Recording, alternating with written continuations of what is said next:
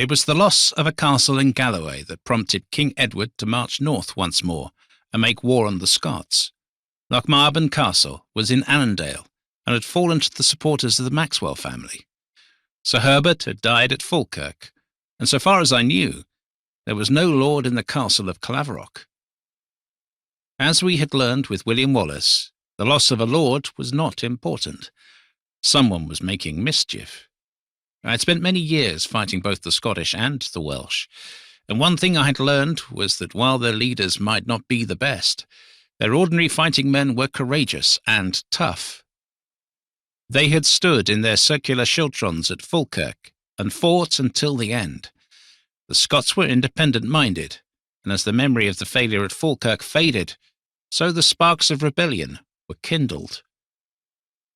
I did not know the pursuivant who rode into my yard with the message from the king, but he knew me. "I am Richard of Craven, and I served King Edward, my lord, at Falkirk. I witnessed the unleashing of your arrows." He handed me the sealed parchment. "The king has need of you again." I handed the parchment to Jack. I would read it later. "And is your work here done? Will you stay the night? We have quarters." He shook his head.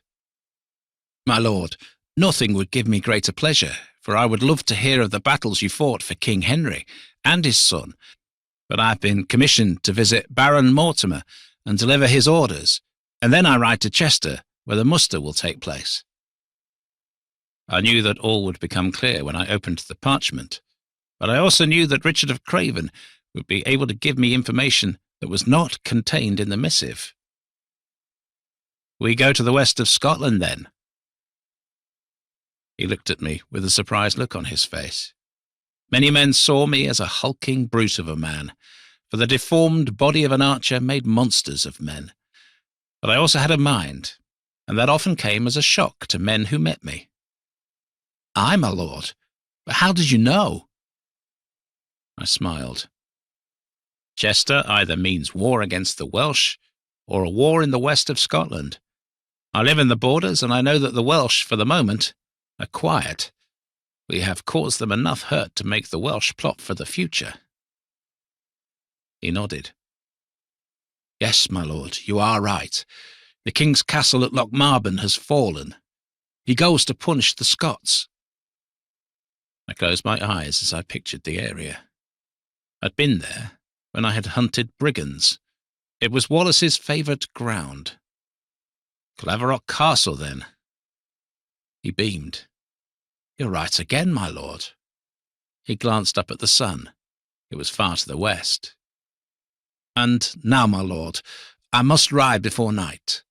I shall see you, no doubt, at Chester." He mounted. No doubt. After he had clattered over the cobbles, I went inside the house. Mary had sent some wine, bread and cheese, for she was a good hostess. "Sarah, tell Lady Mary that our visitor could not stay."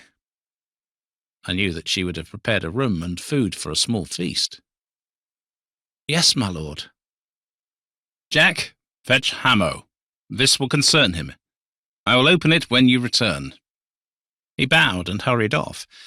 I poured some wine and, using the knife in my belt, cut off a hunk of bread and a piece of cheese.